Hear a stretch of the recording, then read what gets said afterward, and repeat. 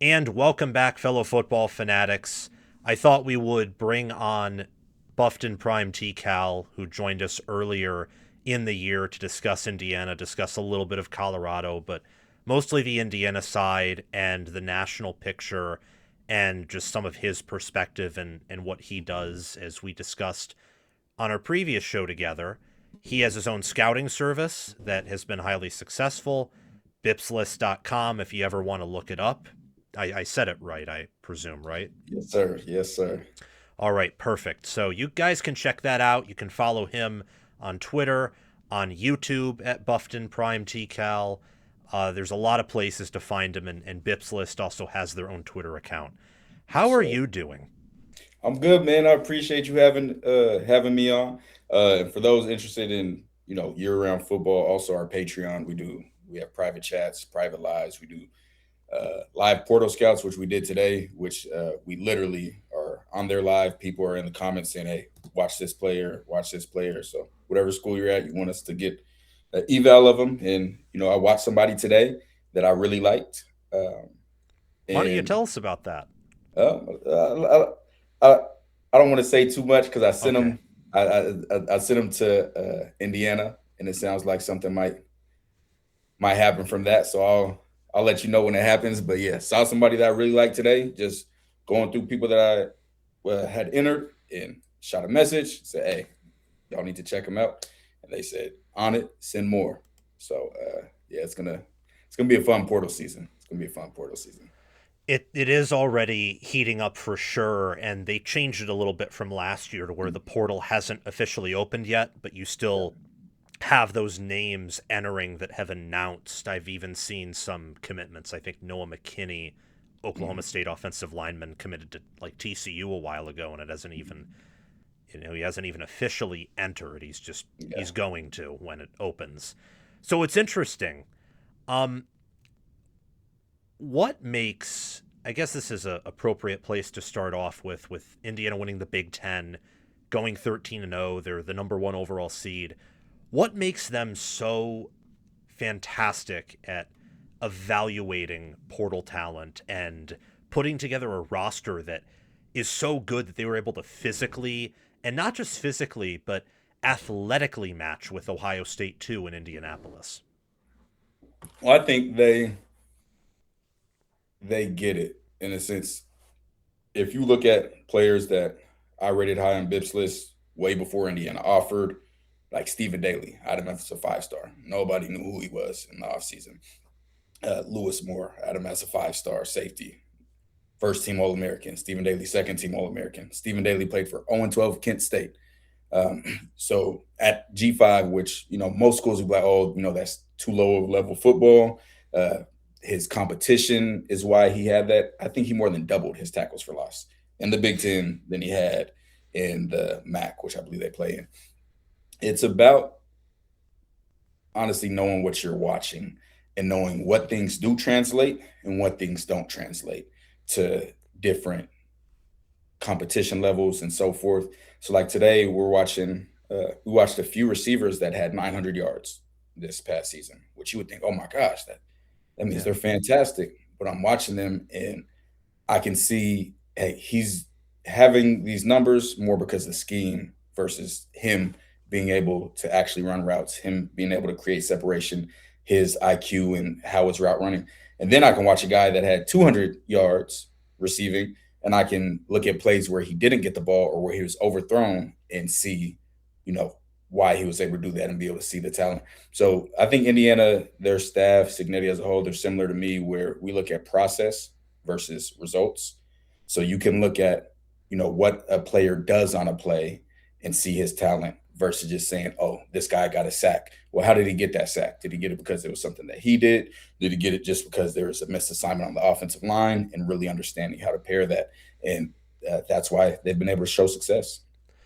That reminds me a lot of the dialogue that I've seen where people are comparing like Derek Moore Mhm. or Caden Curry's sack numbers to Ruben Bain Jr.'s. But if you understand how good of a player Ruben Bain is, you know he's way better than those two, even though he has a third of the sacks just because of the circumstances. When you're only, one player out of 11 on the field and Yeah. you're playing another 11. There's a lot that's going on. Hmm. It feels like with Indiana, and correct me if I'm wrong, that they do a almost perfect job, as good of a job as possible, in making sure that all of their 11 are good players who are put in a proper position. How often is that the case at the college level from what you find in the G5 and the Power 4? Is there any other program like that? Huh. So essentially, what you're asking is, are there other programs that get the very most out of their players?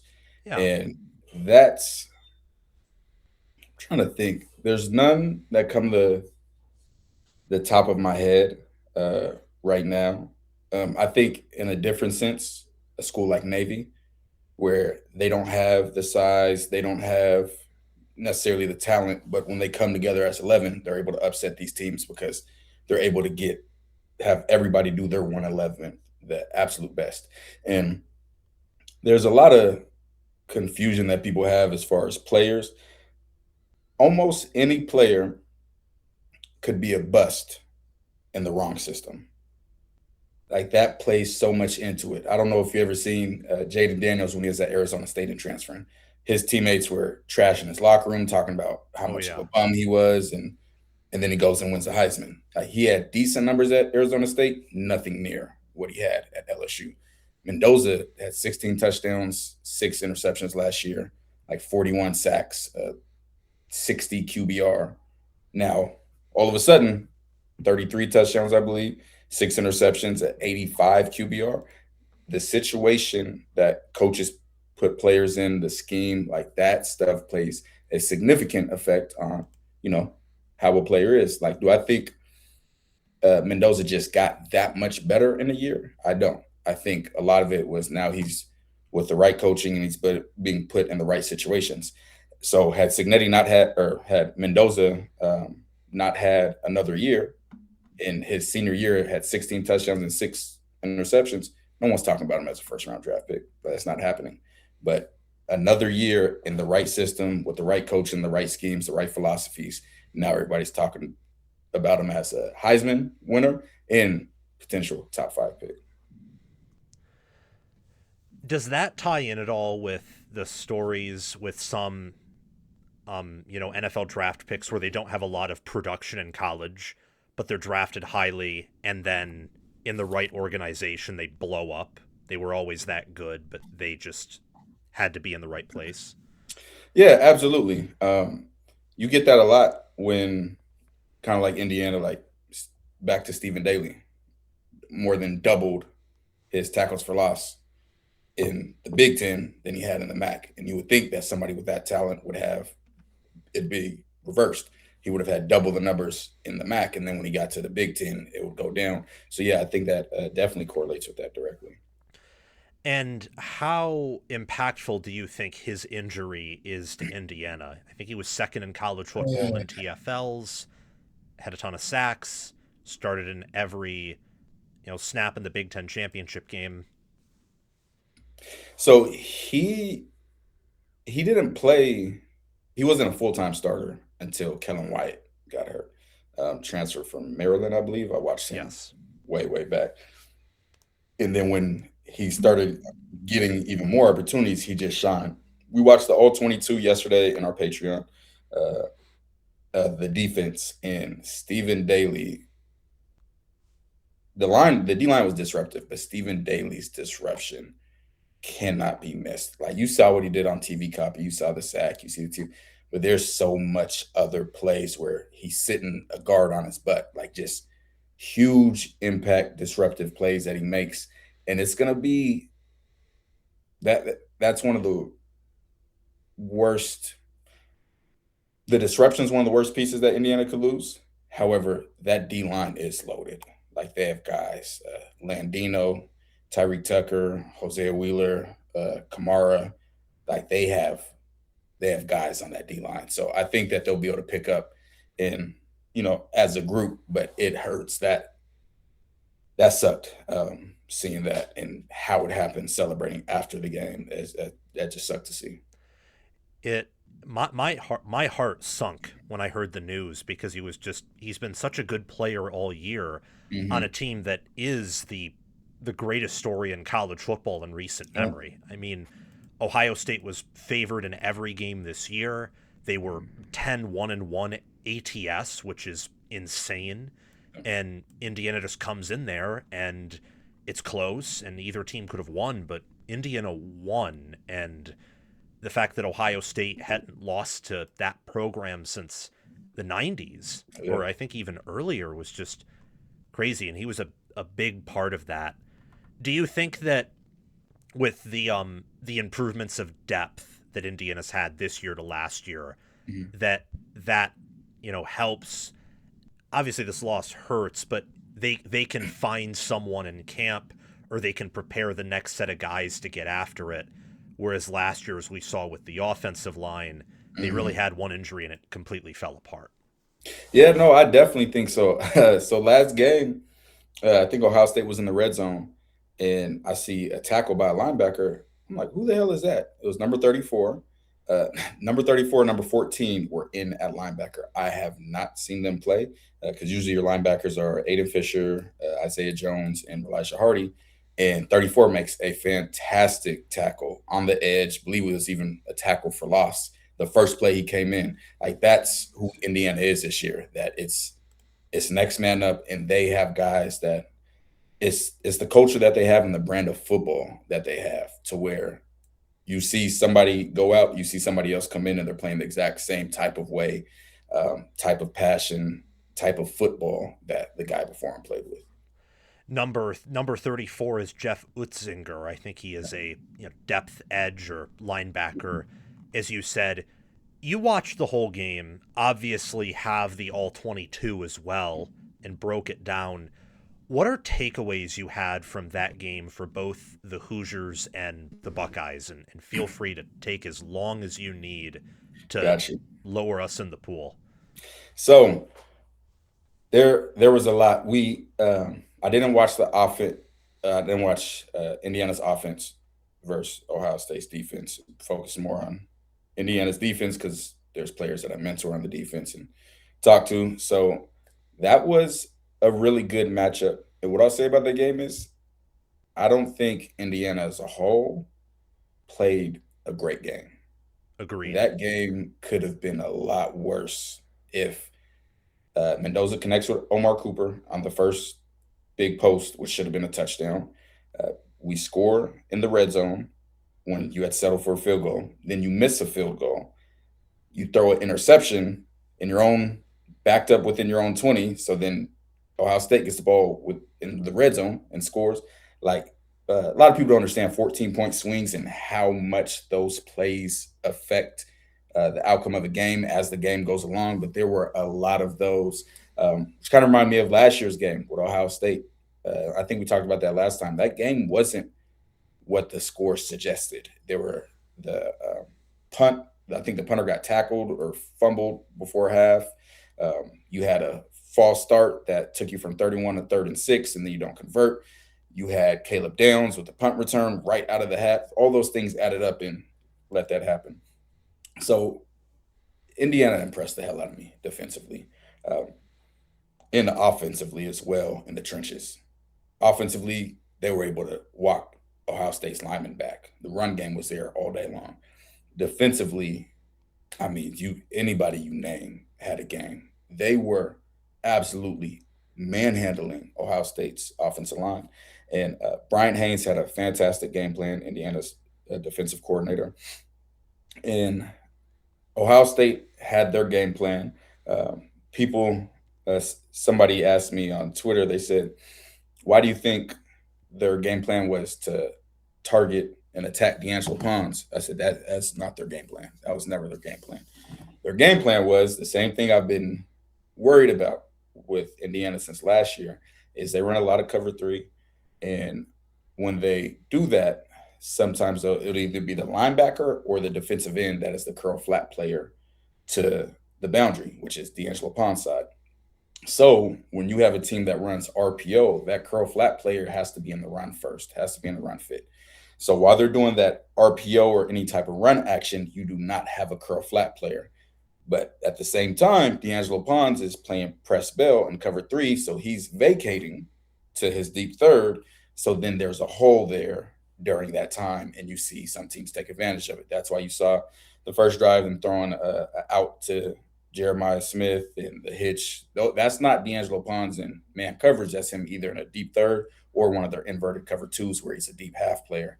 So that was something that I had concerns about last year. Can't remember who it was, but the defensive end that they had that was playing the curl flat got killed. Like Ohio State was taking advantage of it over and over and over again. And early on, Mikael Kamara gave up a pass.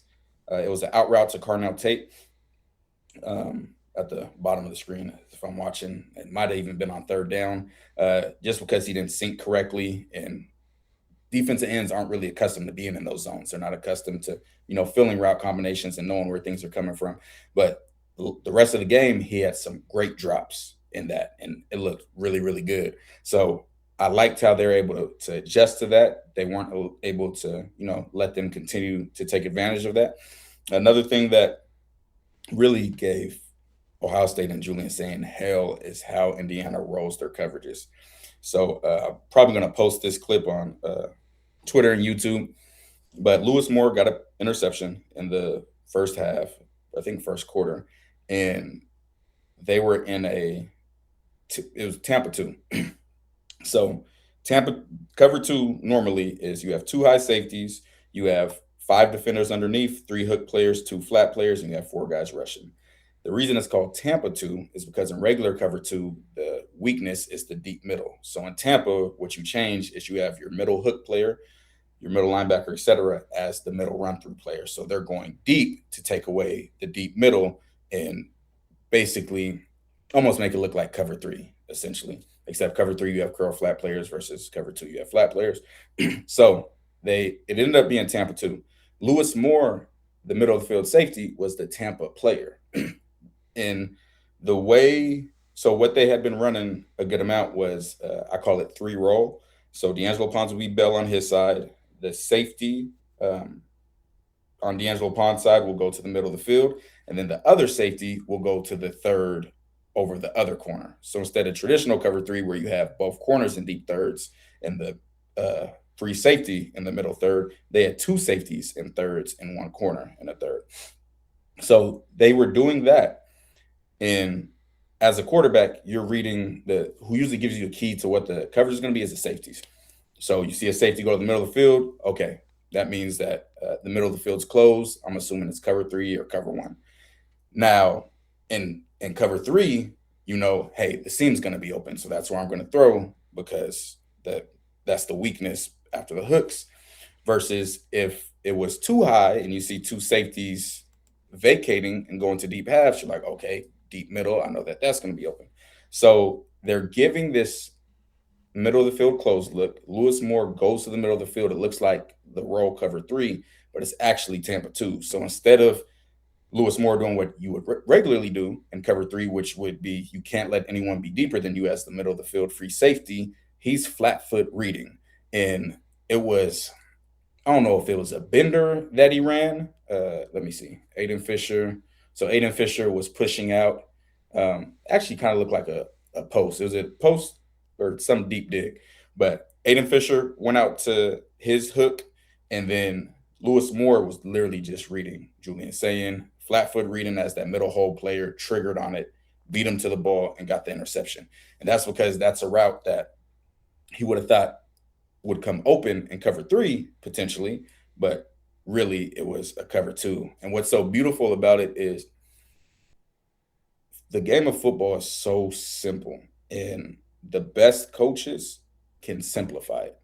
So what they did on that play, all the movement around it was still just cover 2. They still had 4 guys rushing. They still had 5 guys under, 2 flats, 3 hooks, and 2 guys deep. But when they get to it with different people, D'Angelo Pons being a safety as a corner, and then Lewis Moore being a middle hole player as a safety. That's what causes Julian Sand to hold the ball, him to second guess himself and not really grasp what's going on. And that's something that you can use to help your rush. Because if you're able to confuse a quarterback and make him think longer without bringing a blitz, you can still better yourself to get in a sack and get pressure on the quarterback. And that's what I loved seeing Brian Haynes do, is how creative he was in making those things happen and get into different looks to where they really had no idea what Indiana was in majority of the game. Um, so yeah, that's the biggest thing that I think they benefited from. Another huge thing that I saw, there were not a lot of broken tackles. So if you go watch the run game, there's so many. Elijah Hardy was just an animal, but so many where if he gets that tackle broken, that running back's still running, like a ton of room and a ton of space, but they kept getting them down on the initial contact, which was monumental. In other Big Ten teams, I know that they were struggling with that. Like Oh yeah. those running backs run hard, they're fast. So being able to get them down on first contact was huge as far as stopping the run game, because a lot of people thought Indiana had him been tested and thought Ohio State was going to have their way with him on the ground.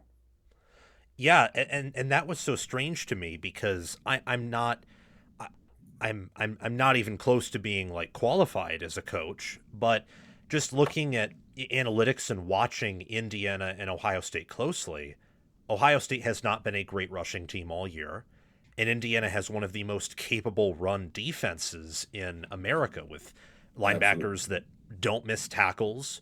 They have defensive tackles that are undersized, but Mhm. more than make up for it. And their defensive ends are actually pretty well sized. They're pretty big and can Mhm. almost function as like undersized defensive tackles. Yeah, absolutely. And it's incredible. All the stuff you mentioned, didn't they do a lot of that against Oregon too? Where Dante Mhm. Moore was in his own head, couldn't see the field, brought like blitzes from everywhere or pressures from everywhere, and Yeah. that's why they got him 6 times.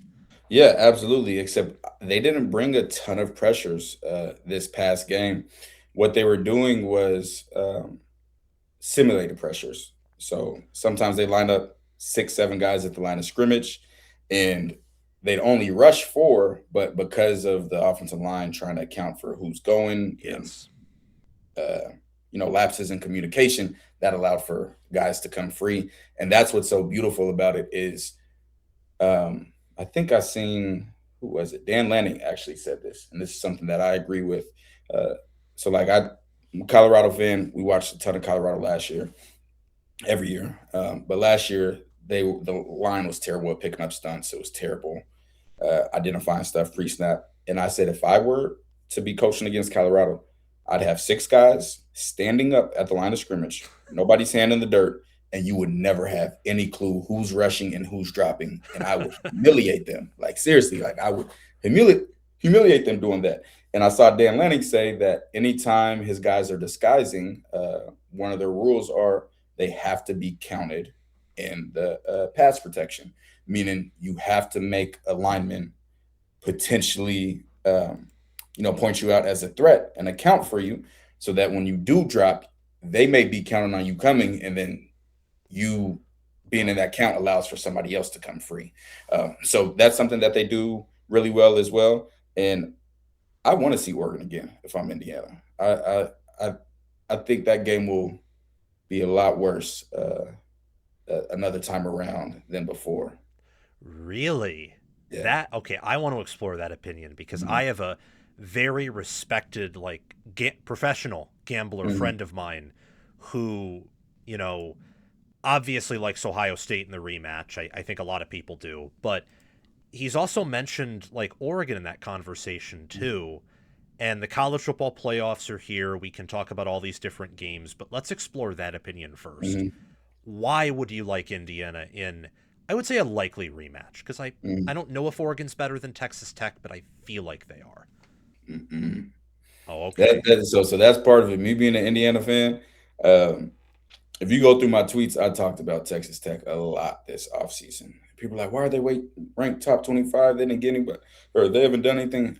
They won the portal with the Lee Hunters. That like they absolutely dominated the transfer portal.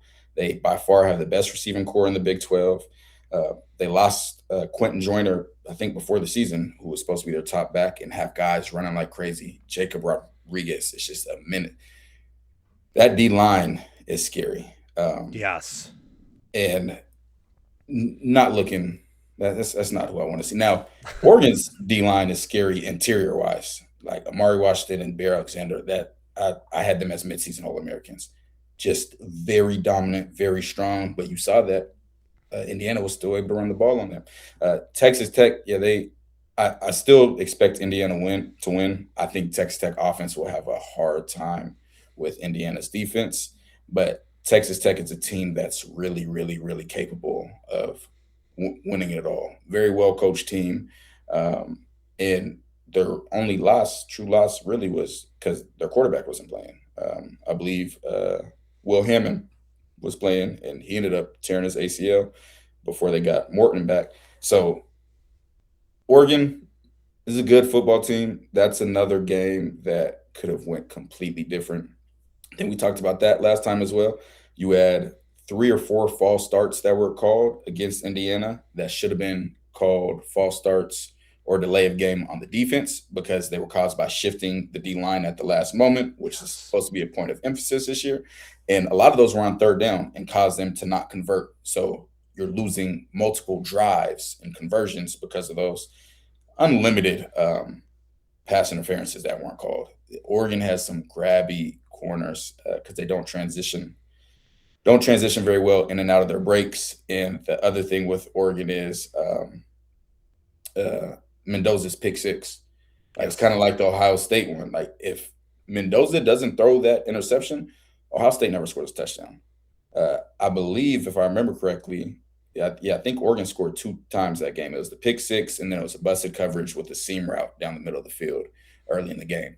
So outside of a busted coverage and a pick six, Oregon might not score a touchdown that game. Outside of an interception that should not have been thrown, the screen was clearly blown up.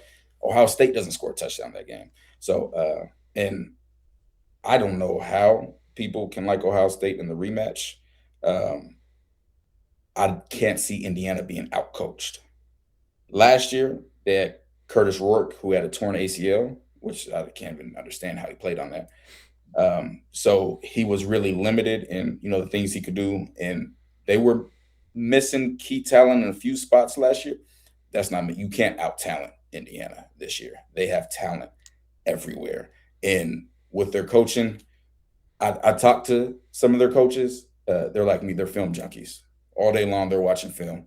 They're I'm sure they have full scouting reports and breakdowns for Oregon and Texas Tech and James Madison, already Cignetti's former school. That's it. That's who they are. So yeah, I like them very much in both of those rematches.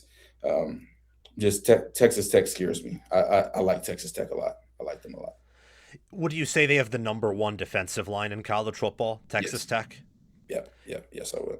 And that's missing probably their best defensive tackle, um, who was a transfer. Skylar And Jill Howard, right? yep, yep, who's been hurt.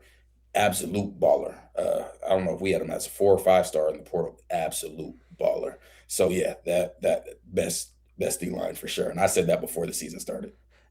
Well, congratulations to you on that. I mean, they're the number one defense in ESPN's efficiency by several points. Like they're Hmm. in their own tier now, ahead of Indiana and Ohio State would be in the next tier per Hmm. ESPN. Um, it's ridiculous what they've been able to do, just dominating the Big 12. Is there any other team in the playoffs that would scare you at all? Like maybe Georgia with how they've been peaking, or anyone else? No, I wish I could say they um, would, but they don't. Let me pull up my bracket again. Make sure I don't forget anybody. A team that would have terrified me that won't be in. was Duke. I don't know if people have watched Duke this year, but that is the most um, self-inflicted team in college football. Like they should have whooped Illinois badly. Like they have so many. They had a penalty against Illinois where Illinois was punting. Penalty came out because they had two people on punt return with the same jersey number. So Illinois gets an automatic first down, goes down and scored, like just stupid things like that. And that's a team with Darian Mensah has incredible arm talent. I have him as for sure a top 5 quarterback in college football. They got receivers Cooper Barkate, Harvard transfer. Loved him at Harvard. He's doing exactly what I expect him to do at Duke. Duke has a fantastic defense when they're playing well, and they didn't even have. They have a safety who's fantastic, Caleb Weaver, but another safety who was supposed to be playing, Terry. I can't think of his last name, but he missed this entire season. So lucky not to get that. As far as other teams, Texas A&M's a scary one. Texas A&M Texas A&M can be a scary one. But that's really it. If I had to say my two, it'd be Texas A&M and Texas Tech that I'd be the most concerned about. I'm I'm fingers crossed for Bama.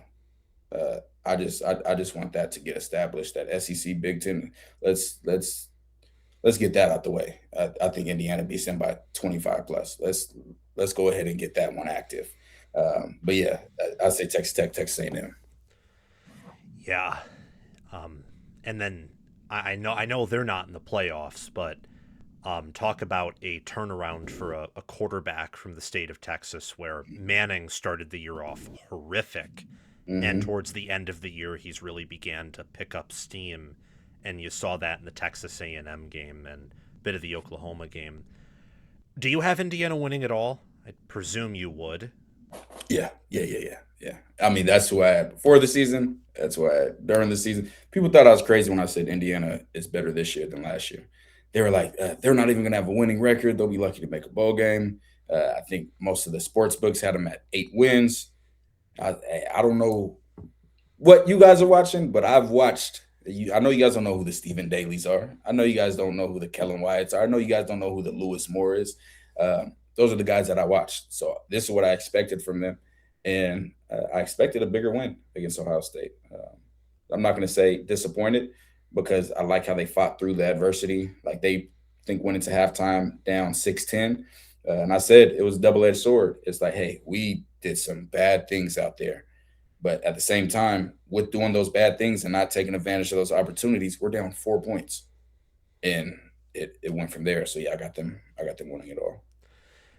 Yeah, that's I'm riding the hot hand as someone who's picked them in every game to win except for Oregon, and I picked them to cover against Oregon. Hmm. I've been on them for much of the year. Preseason had them at 10, 11 Hmm. wins. Just thought that they did too much in the portal and had too good of a staff to take a step back. It was Hmm. strange.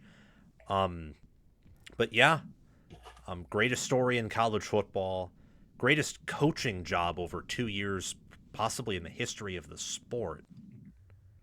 Am I wrong for saying that? Um, Considering Indiana has the second highest losing percentage in the history of college football, I had looked at. I don't remember what it was. I think they've had one winning season like the past 20 years. It was like something insane. And going from a 3-9 team to 11-1. Not just that, you come from a FCS school that became FBS. You bring a lot of those transfers. So FCS, that means coaches didn't think your players were good enough to play at Kent State. They didn't think they were good enough to be in the group of fives. Then you get into the group of fives, and those players and that team isn't good enough to be in the power fours. And you take a majority of those players, put them in the Big Ten, which I think is the best conference in college football right now, and they dominate. So I think the coaching and the evaluation, I definitely think it's could be the best ever. And for the future of the program, I know that some people are saying that Indiana's wins are going to result in recruiting at a much higher level. They clearly have, as they, signed like 7 4 stars, which is very good by Indiana standards. But I Hmm. remember looking at your Twitter account and saying that they'll consistently recruit maybe top 25, 20, maybe a little bit higher, but they probably want some of those underrated guys still and not trying to get into the spending spree with some of those 5 stars. Did I misread that at all, or? No, that's exactly what I was talking about, and also as far as the transfer portal as well, because there's so many guys that are stars. D'Angelo Ponce, Stephen Daley, um, who was the other one I mentioned? God, I can't think of them right now, but guys that other schools didn't want, guys that weren't being offered, huge bags to go these places because 99% of schools and coaches, they suck at evaluating. Like I'm telling you from somebody that talks to schools pretty frequently and knows these players, sees them, and has a very high success rate on my evaluations.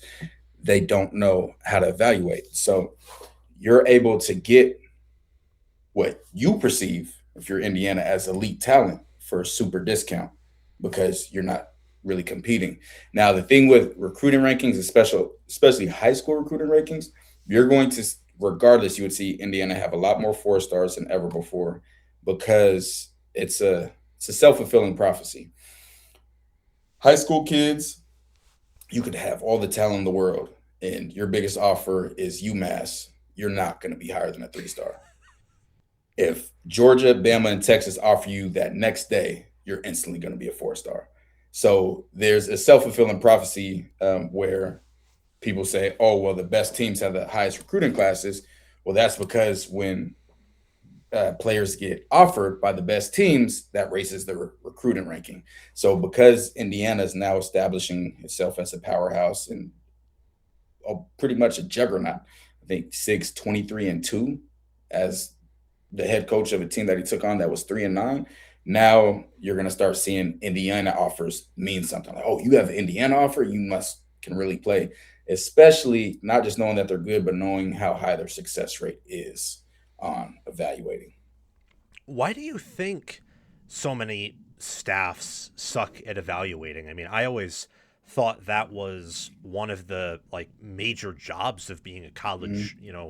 coach and staff. And you said 99%, so I assume that includes probably schools a lot of people think are successful or good at Mm-hmm. it too. Why do you think that is? Um, it's for a few reasons. One reason, just that people may not know, is there's a lot of nepotism in the hiring process of certain guys.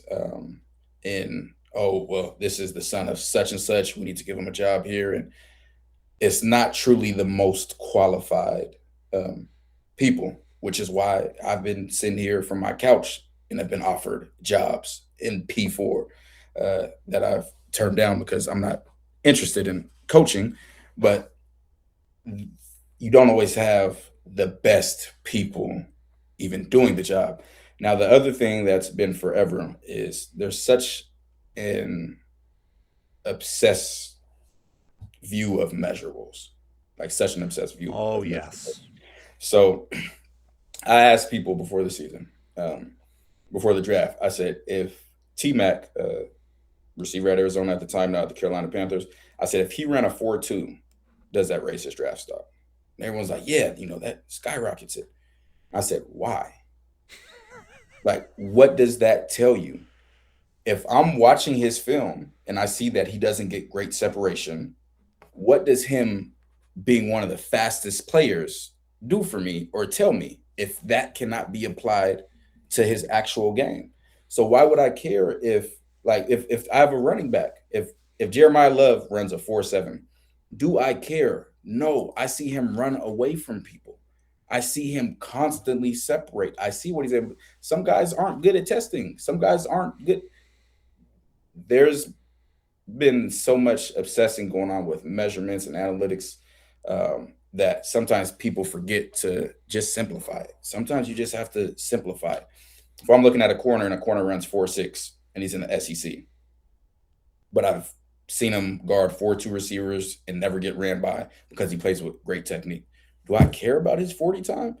Like if I've never in my life, and I don't think I ever will, be able to see someone run a 4-2 while getting punched in the chest.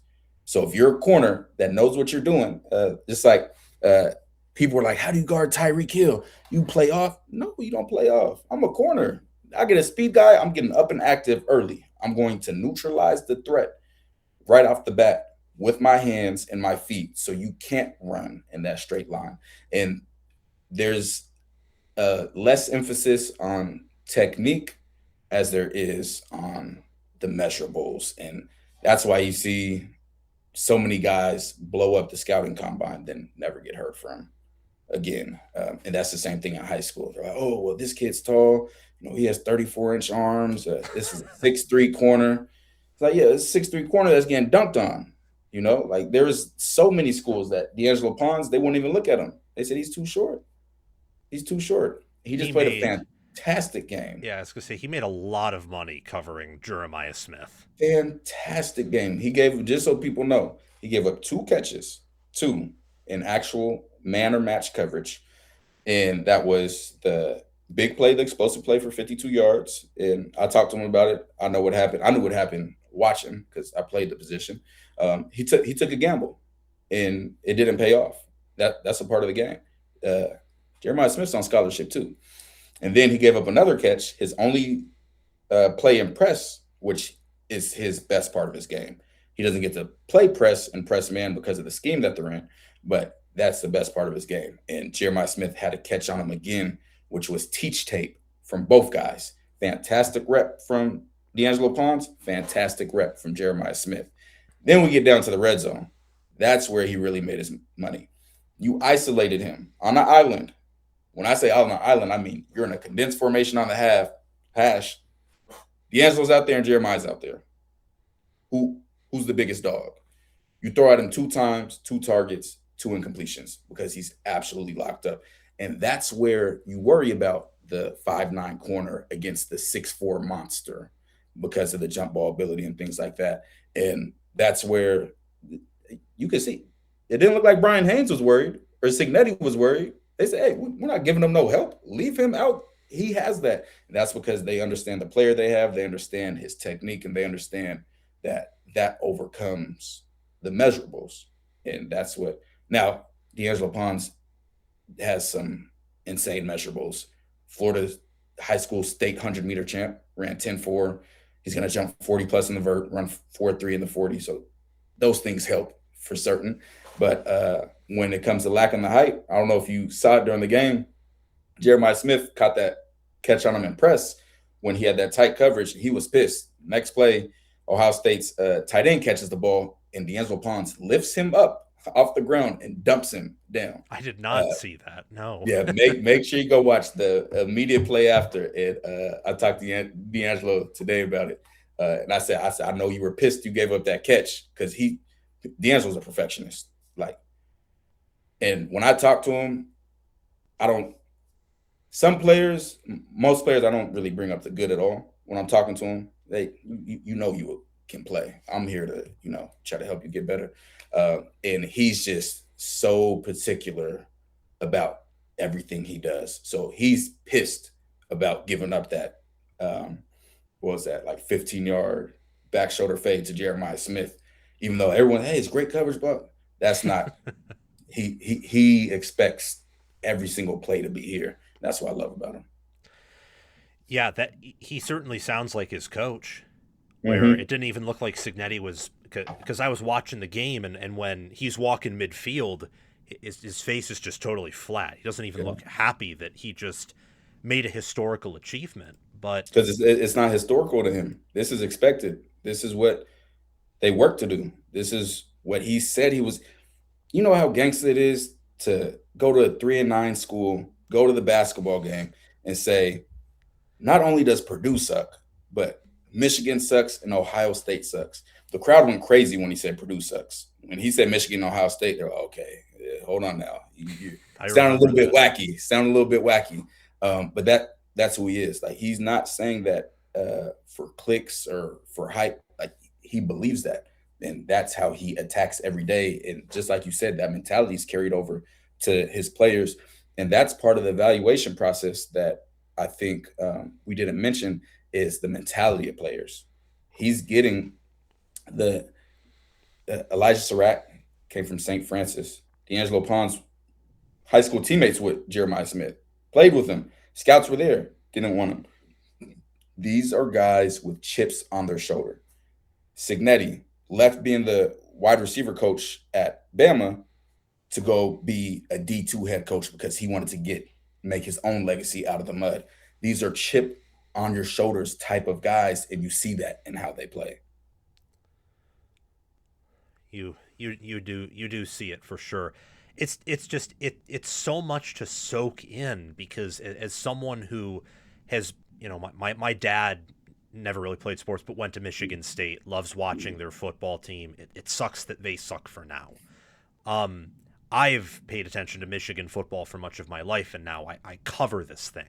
Mhm. And for Indiana to be not only 13-0 and not only winning this way, but winning in such a good fashion that despite not having good priors, they are number one in FPI. They're number one in computer generated power ratings. And Mm. you can see why and how they play is insane. And it's so foreign. Yeah. And I at this point, the only response I can have is that they've earned my permanent benefit of the doubt until proven otherwise. Not saying they'll win every game, but Mhm. saying that, you know, there are people already talking about next year. Oh, they're going to Yeah. lose a lot. Well, I don't care anymore. They're Yeah. gonna they're gonna find a lot, or they're gonna Mhm. develop a lot. Um, my goodness. Um, it's it's absolutely phenomenal. Yeah. For your other team in Colorado, because Mhm. we've talked about Indiana a lot, but now my brain is a little bit drained with that. I need to find some more things to pick your brain at there. Mhm. I know the season ended pretty poorly. Is there any news from that neck of the woods with staff changes, roster changes? I know that I think they had a change at AD, or did I misread something Nope. there? They did. The new athletic director hasn't been hired yet. The former athletic director is taking on a new role, basically as an advisor. So you had the change of that with Rick George, changing offensive coordinator. You get Brennan Marion from Sac State Shoot, I and the did Go see Go that. offense. Yep. So now you have Go Go offense, which he created, which I relate to Wing T from the shotgun. Uh, Wing T is Wing T triple option mix. Very hard to guard uh, on any level. That a lot of the best high school football teams in the country that have won for a long time run the Wing T because you have to be so disciplined. You don't know where the ball is. There's smoke and mirrors, and that's what it incorporates. Except it's like the Wing T meets spread meets triple option. Oh Uh, wow. so started studying that offense as soon as that hire happened and trying to get trying to get a good feel for it. And it's an offense that I think can win a lot of games for you.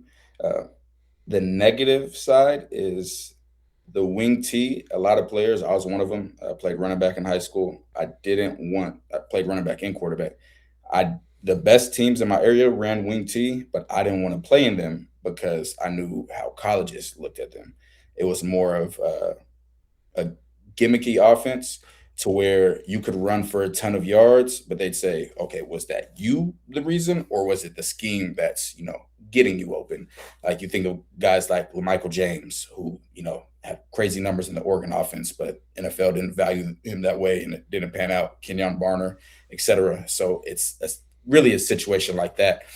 So I think they'll be able to win games using that offense as long as they get the right personnel that they need to really implement that, which includes really athletic offensive linemen. You need guys that there's going to be a lot of pulls. You got to be able to move laterally.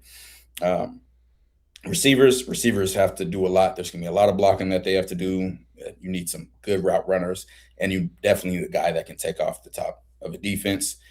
Running backs, you're not looking for power backs. You're looking for kind of more one cut backs that can find a hole and when they get through it, really hit it. So not scat backs, not power backs, but the 5'10", 200-pound backs. Like a guy like Hemby would probably put up insane numbers. Who's the other running back? Black and guys like that. Would Corum fit that profile? Yeah, he would. Decent speed. Um, I think a better profile for that would be Donovan Edwards. Oh, yeah. Yeah, I think he would be a better one, a little bit faster, and can really, when he puts that foot on the ground and gets vertical, can really make plays. That really fits with how in 2022 with Michigan the line was so good Mhm. that he could always find a way to gain yards, but then when things changed in 23 and 24, he had a really tough time finding his footing. Yeah, and that's what the wing T and triple option. That's why it's ran by the military schools. When I played at Nevada, we played Air Force every year. Hated Air Force week. Worst thing in the world. Offense would practice with no football, the scout team offense, because the coaches wanted us to be disciplined in our reads. If you have this wing back, you have him no matter what. Because when they're playing, you're really not going to see the ball.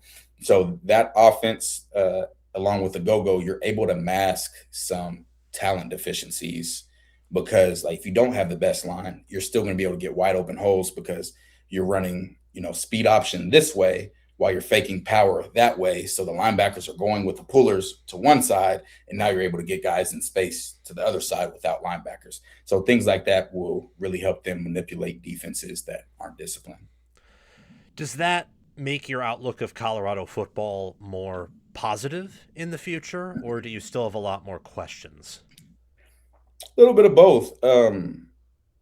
I think it was a home run hire as far as offensively, because right now you got to do one of the. You don't have to do one or the other, but there's a fine line. Do we want guys that are going to win games and an offense that are win games, or do we want to develop guys more for the NFL?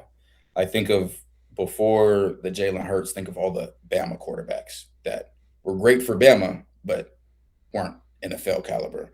Um, and then you can think of USC quarterbacks. USC had barely winning records, but their quarterbacks would get drafted extremely high. So you're kind of looking at that. This offense is going to win games if ran correctly. Now, the big question is one, is Brennan Marion going to be able to bring in his entire own staff? That's something that has not happened with Coach Prime at Colorado. Uh, the D coordinator came in, didn't have any of his guys. Two offensive coordinators came in, Sean Lewis and Pat Shermer, didn't have any of their guys as far as assistant coaches. Um, Neither defense coordinator, Charles Kelly, who's now the head coach at Jacksonville State, he got to Colorado running the Saban Tree defense, the defense I played in, and it's extremely complex. So not only was he having to teach the players, he was having to teach the coaches because those aren't Oh his wow. coaches that know. So you're having to teach your coaches how to teach the players and then teach the players on top of that. So those are the questions that I have. How much power will he have to be able to, really implement things the way he wants it to be? Or is he going to have to take up a majority of his time coaching the coaches, coaching the O line, coaching the quarterback, the running back, everything versus being able to, facilitate things? But as far as winning goes, I think that was a huge step in the right direction. I know that he was a successful wide receivers coach at Texas, obviously Mhm. head coach at Sacramento State, and then the go-go offense was on full display when he was with Barry Odom at UNLV. Barry Odom, for I imagine mostly Indiana people are going to watch this, so Barry Odom, current Purdue head coach, think he's doing a better job than his predecessor, but Purdue's a very challenging place to win. Mhm. I'll leave it at that. Last final thoughts, I guess. Last question for you before we get on out of here. For the future, because I know that with Indiana, they're coaching. I agree they have the best staff in America. Their coaching is phenomenal. I think Cignetti's angling right now to be the best coach in America. Mm-hmm. Is there any team in the Big Ten that you see not being similar, but a team in the Big Ten that you like as something that's underrated? Hmm. Let me let me look at that. Let me see. A team that I loved their defense last year, um, scheme wise, and I think really issue was mainly offense was Minnesota. I really like Minnesota's defense and how they play defense. Um, just think they need to get things to click on offense, but I believe in what they're able to do uh, defensively. And another team that I mean, they're very consistent. I don't think they've ever had a good quarterback. Is Iowa. Like Oh, Iowa, yes. such a good football team, but man, it's like if they could get an offense that wasn't just running the ball and a competent quarterback that can really throw it, that that would be a very dangerous time for college football. Very dangerous. I am not saying that's the case because obviously their most recent quarterback, Mark Gronowski, was good for them, but not Mhm. great. Yeah. But the fact that I was able to watch them, put up a 40 burger on Nebraska, and they're finally starting to score some points while mostly maintaining that defensive excellence, I think could be a sign for things to come where if they can if some of their QB recruits can pan out and they can hold Mhm. on to that staff with Tim Lester there and maybe upgrade some of the positional parts, I think that they might have more success in the 2020s than they did in the Big Ten West, which is strange because the Big Ten West was one of the easiest divisions in college football. Yeah. Yeah. Them continue to get better on offense, and man, if they got a dual threat quarterback that could really sling it and like a speed guy, not really like a short yardage red zone guy, that's it's scary. It's scary for college football. Scary for college football. Good for college football fans, but it'll get scary for a lot of opponents. Oh, a lot of teams would hate that because now you Yeah. have to completely change how you view them. I came up with a final question, Indiana related, and then we'll get on out of here. Okay. If there's one thing for the Hoosiers that you think could be a weakness or something that you think they could improve at, Mhm. or that something that concerns you, what would that be right now? Um, Decision making from Mendoza in some stress situations. Uh, Ohio State, like I talked about, that interception led to the only touchdown that they have. Oregon, that pick six led to the only touchdown that they had. Penn State, that interception almost ended the game. So those were three dogfight games where you threw three really bad turnovers. Now that's why I feel so good after that win. It's like you put yourself through hell and still was able to come out with the win. So if they can eliminate those, sometimes he can be jittery. You'll see him in the pocket and he'll like tuck the ball even though nobody's really around him. So like sometimes his timer's going off. So I would like to see him, be a little bit more composed in some of those situations. I know you're like, well, look at the end of those games. Oregon when they needed a drive, Iowa when they needed a drive, Penn State when they needed a drive, Ohio State when they needed a drive. He is great in the clutch, but sometimes you don't need to be in the clutch if you don't make those earlier mistakes. Even against Iowa, he had that really bad interception when Iowa set one of those zero Yeah, blitzes, you're right. and Yes, they were lucky that Iowa, usually with a very reliable kicking game, missed the missed field that field goal. goal. Yeah, exactly. So yeah, that's a really good point. Thank you, because that's something that's been in the back of my mind is that Hmm. I think he is the best quarterback, but I think sometimes other quarterbacks do a better job. Like I think Sayan is a master in the pocket. Now Hmm. Indiana was able to confuse him, but Mendoza sometimes does just pull it down Yeah. and take an unnecessary loss when, Hmm. I think other quarterbacks are better at, maybe they don't get the ball to their receiver, but they don't create a negative play. They just end it Exactly. and then move on. Yeah. Yeah. Well, thank you for coming on again. Absolutely. Would love to have you on again. Yeah, definitely. And I'm excited to see how the college football playoff pans out. Hmm. Let the people know where they can find you again. And if you have any final thoughts, just close us out with those. Man, I appreciate you having me on. Would love to come on again.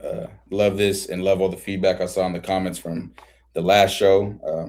Definitely think that this is a good collab because you're more on the analytics side and I'm more on the film side. So works really well. You can follow me everywhere at Buffed and Prime. Uh, one word on Patreon at Buffed and Prime, YouTube at Buffed and Prime, Twitter at Buffed and Prime. Maybe not Twitter. It gets a little scary on there sometimes. The Shout out Arvell Reese, um, and yeah, I'm excited about these playoffs.